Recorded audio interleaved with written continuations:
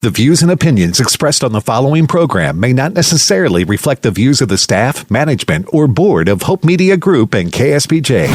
It's what's happening around us, in our town, suburb, city, in our community. It's Community Beat with Kim Kasi McKee on 89.3 KSBJ. Hello and welcome to Community Beat, where we keep you attuned to the topics that are helping to impact our local communities and helping them to thrive.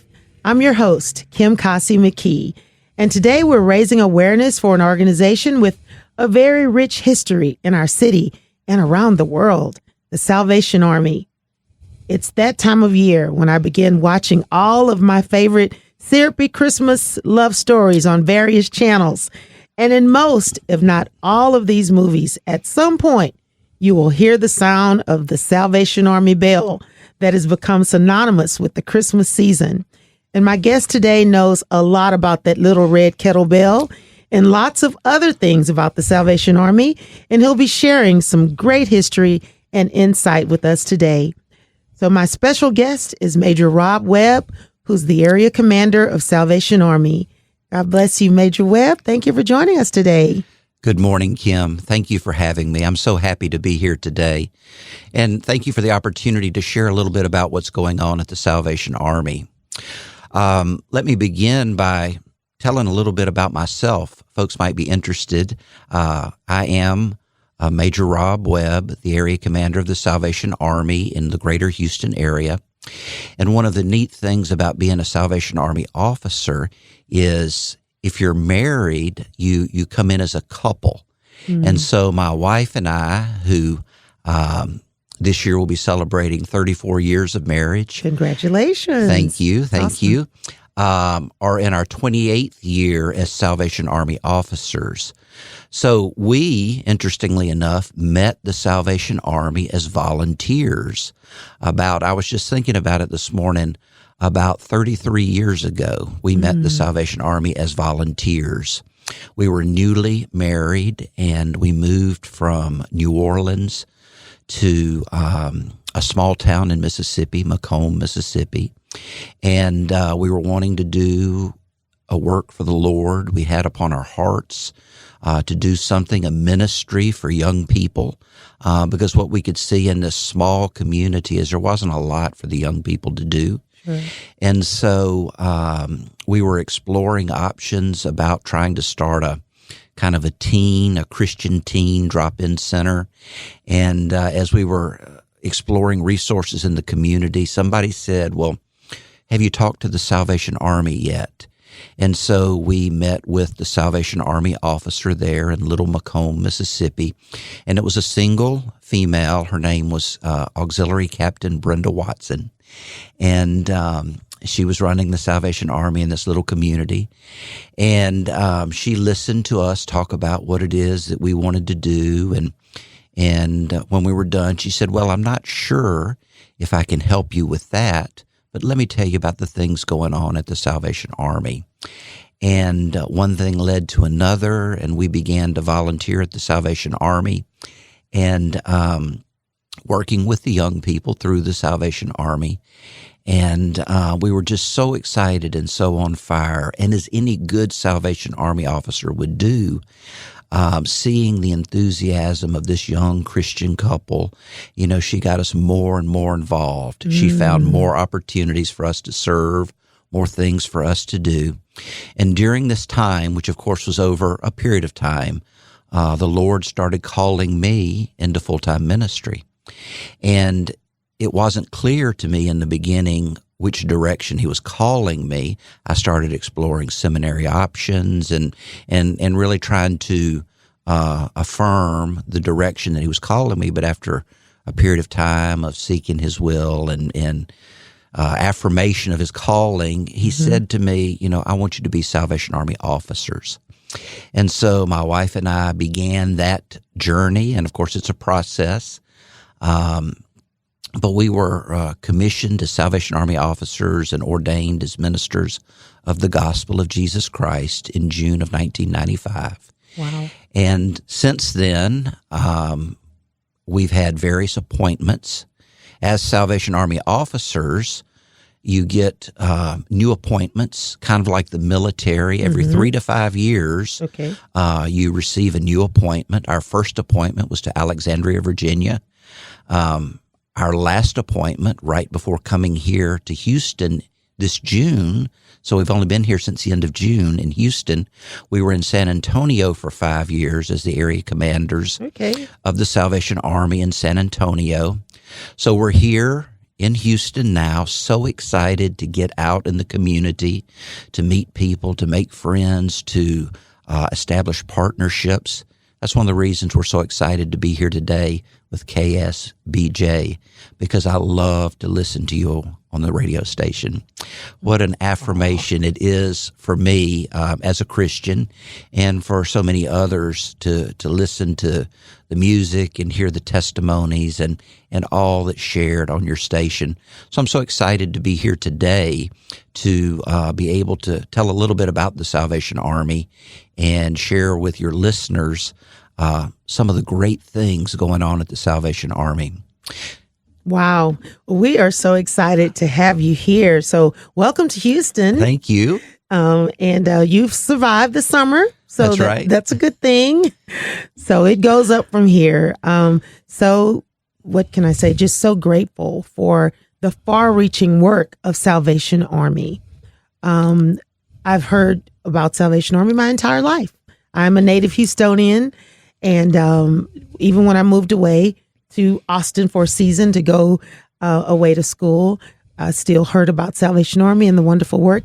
Moved to California for a couple years, heard of Salvation Army and the wonderful work that you do. So just if you'll let our listeners know how the depth of the services that you provide, because I know there are certain things that come to mind, like that red kettle that I talked about earlier. But you guys provide a plethora of services. So talk a little bit about some of that. Sure. I'd love to. It's interesting, if you ask someone on the street, what do you know about the Salvation Army?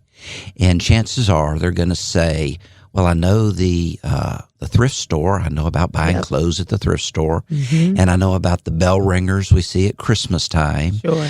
But we really don't know that much more about the Salvation Army. And that's really probably our fault, because we've not done a good job telling our story in the community through the years.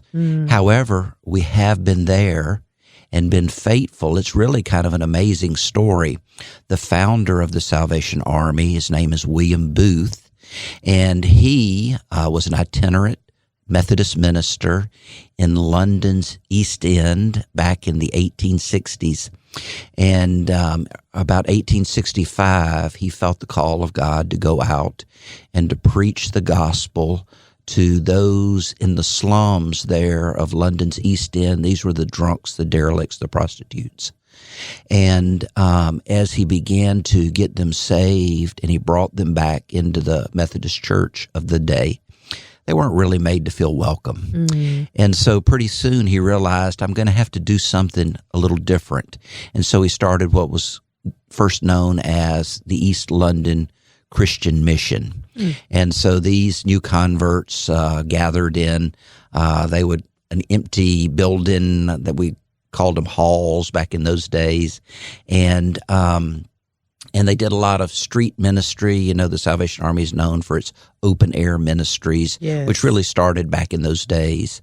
A lot of ministry out on the street corners, getting folks in and converted, and then they did a lot of promotion for the work that they were doing during those days. And at one point, William Booth was creating a homemade poster, and he said, it's like an army of salvation. The response we're seeing is like an army of salvation. Wow. And he said, I really like that. And thus, the name changed from the Christian Mission to the Salvation Army. And that was in 1878. And what's really amazing is, so this was in London, England, 1878. The first Salvationist arrived here in the United States in 1880. So arrived in the harbor of New York City, 1880. And the Salvation Army just spread so quickly. They opened up shop here in Houston in 1889. And so the Salvation Army has been in operation here in Houston since 1889. So we're talking about 133 years of uninterrupted, faithful service to the Houston community.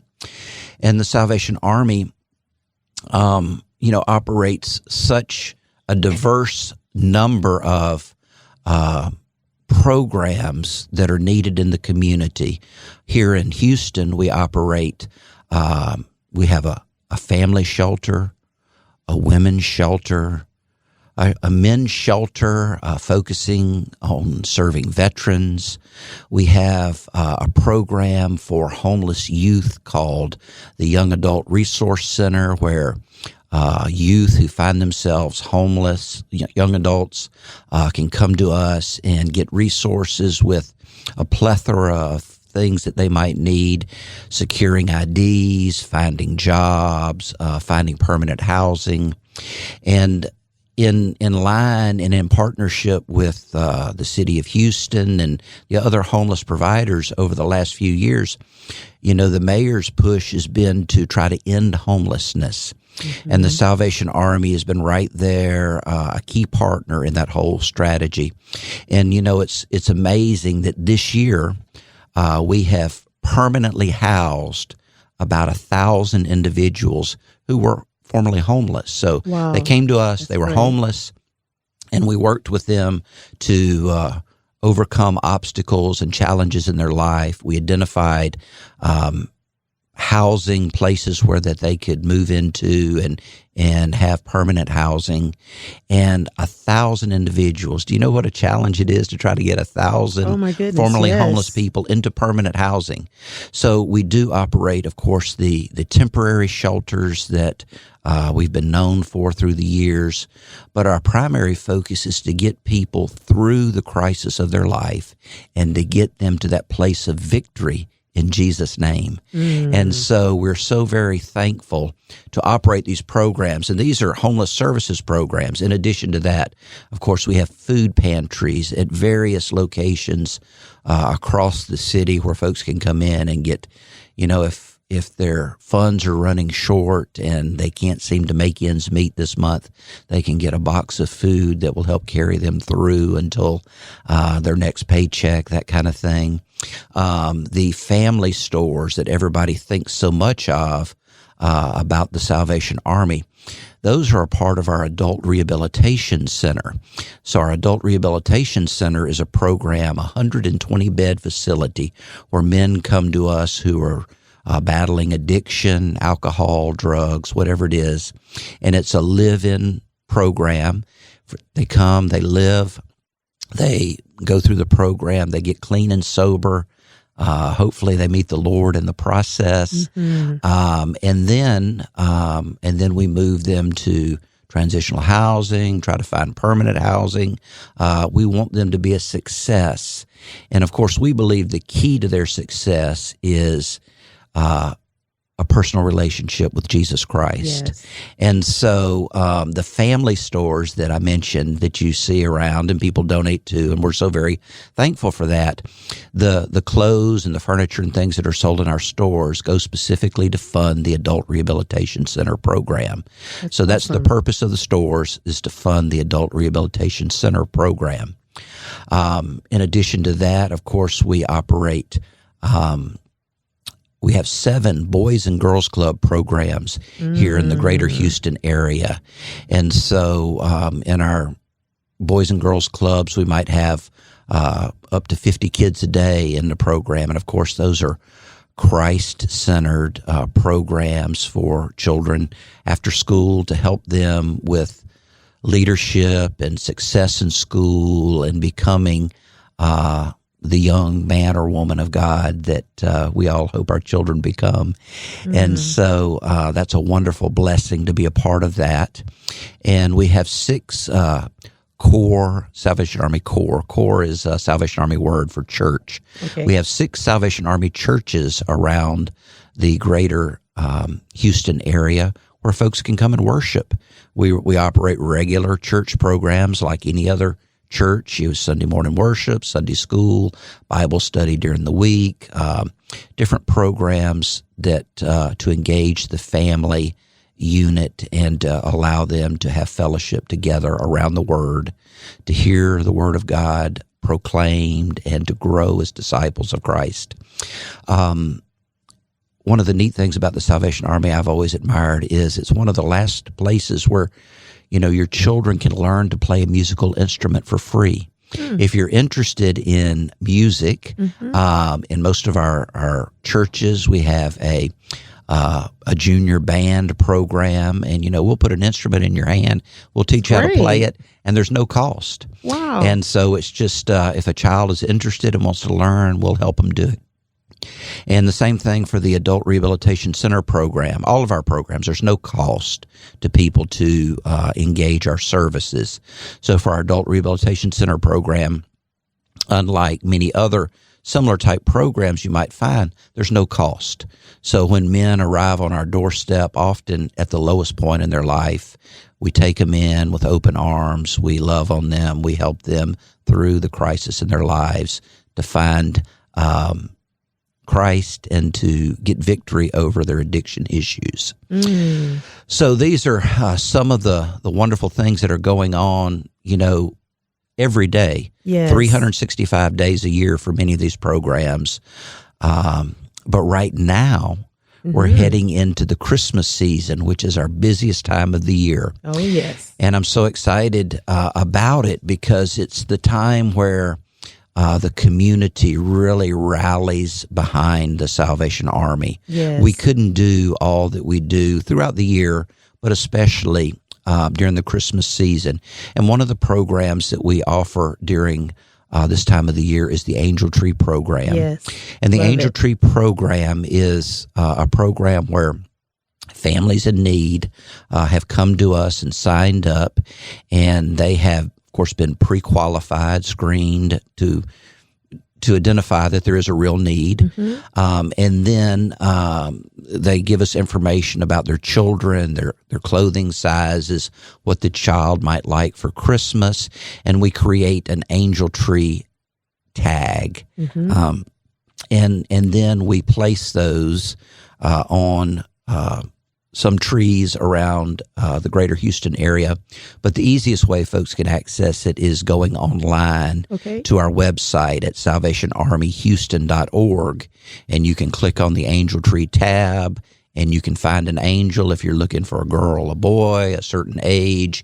You can find that, and you can adopt a child, go out, buy gifts for them, and then return those gifts to our warehouse, which we call this time of the year the toy shop.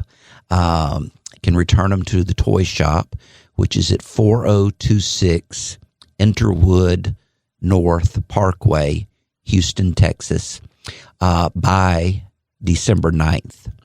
We need to get all those toys returned by December 9th so that we can get everything processed and ready for distribution to the families the week before Christmas.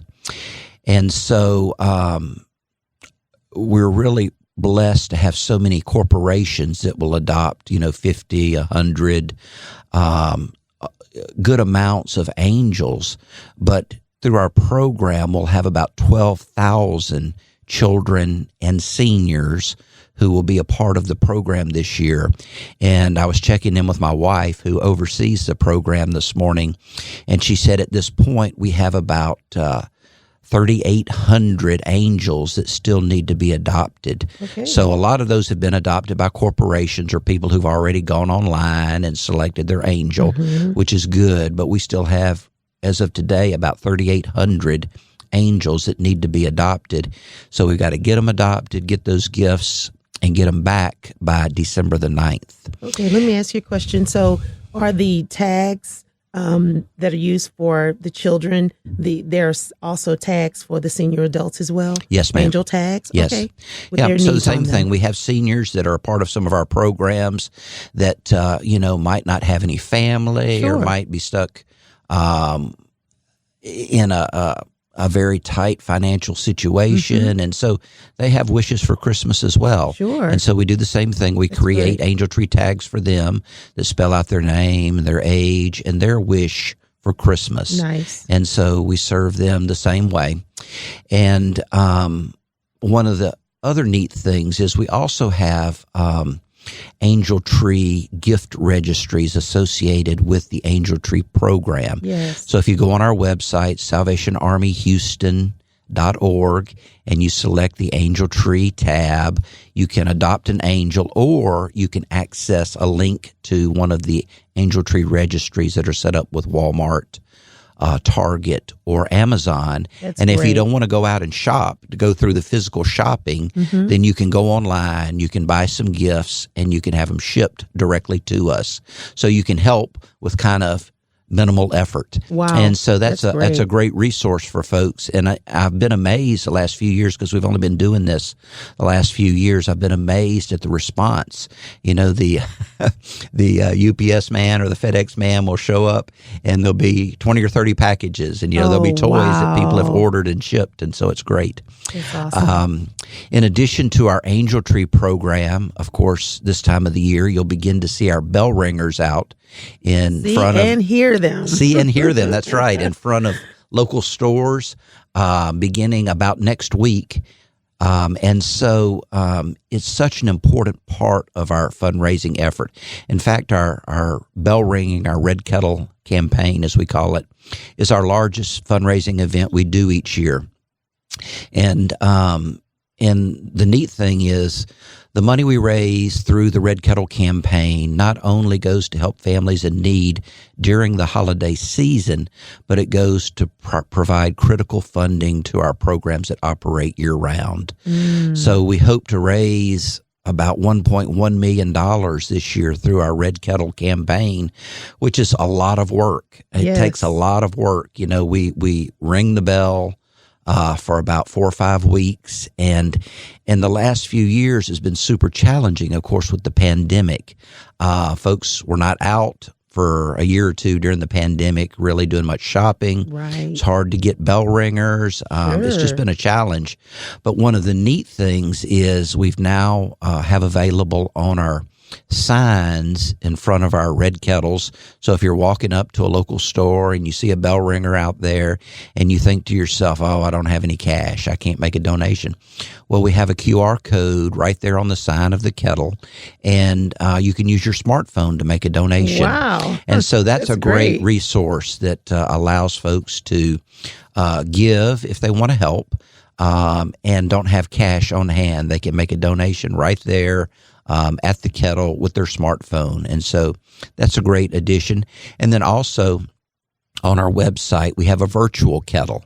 So if you go to our website at salvationarmyhouston.org, you can click on our virtual kettle and you can make a donation right there and help us move towards our goal of trying to raise $1.1 million this year for life-changing programs right here in the greater Houston area.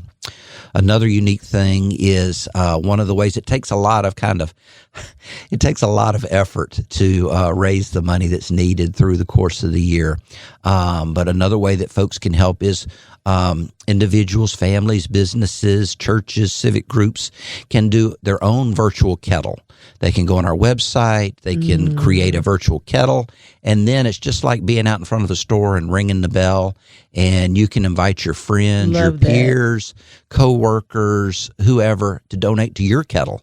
And through the course of the season, you can see how much you can raise in your kettle virtually using our virtual kettle, and that's another great resource to kind of help us.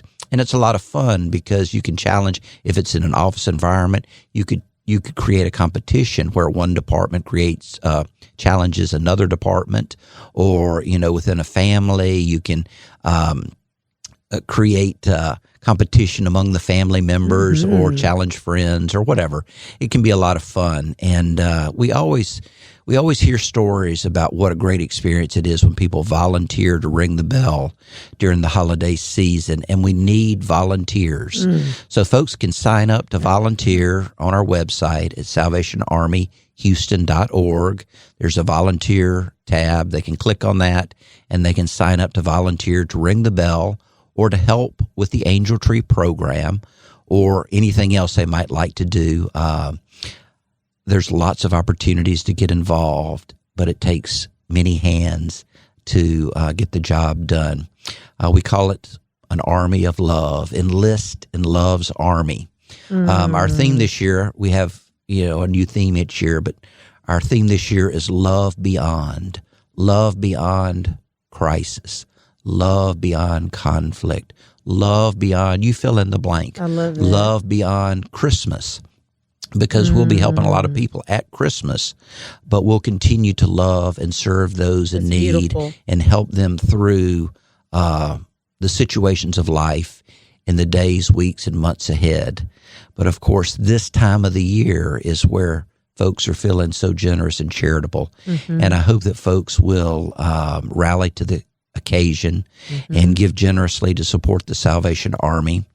And folks can always make a gift to the Red Kettle campaign. They can do a virtual kettle, or they could be a Red Kettle matching partner. And that's a unique thing we came up with a couple of years ago, where you could be a Red Kettle matching partner. You can you could match a day for $250. You could match a week, what's collected in the kettle for a week, for $1,000. Or you could be a Red Kettle matching partner for an entire season for a particular kettle for a $5,000 gift. And if you do a week or a season-long match, we'll have a special sign made for that kettle that will say the funds being collected in this kettle are being matched by an individual, a company, whatever it is. So it gives them a little goodwill in the community, if you will, while helping us raise those critical dollars to support life-changing programs. Oh, that is so awesome. Love all of the convenient ways you've made it where as many people who would like to be involved can be in some way or the other. Now, as we're approaching Thanksgiving, what are some of the programs that you have that will help families around Thanksgiving? Sure. So we, again, our food pantries will be providing food to folks in need as they arrive. At our different locations, we're going to be doing a turkey distribution the week of Thanksgiving. But I don't want to give specifics about it because we're targeting our families through the Angel Tree program and through some of our other programs. But we're going to be giving away 2,000 turkeys right before Thanksgiving to help those families in need. And then at our Center of Hope location, our Jones Family Residence location, of course, we'll be providing Thanksgiving meals on those days for folks who are hungry and need something to eat. Sure. So we'll have meals, food from the food pantry, and then we'll be distributing turkeys, 2,000 turkeys the week of Thanksgiving. That is so wonderful. Well, you have talked about so many ways to connect with Salvation Army. If you'll just give us that website again for folks who want to learn more. Sure. SalvationArmyHouston.org. SalvationArmyHouston.org. You can find out information there. You can adopt, volunteer, donate, or learn more. We hope to hear from you, and thank you so much to our listeners for their generous and faithful support of the Salvation Army. We couldn't continue to serve so many people year in and year out, thousands of people each year, without the support of a caring, Christ-centered community. So thank you.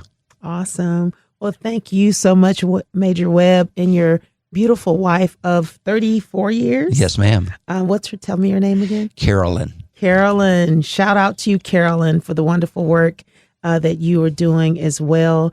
Enjoyed hearing your story of how you and Major Webb got together. He was able to share his testimony with some of us as soon as he walked through the door at the front desk. And we're just so blessed by all of the wonderful work that you were doing along with this army of love throughout the greater Houston area. So again, to learn more about how you and your family can connect with Salvation Army, not only during Christmas time, but all year long.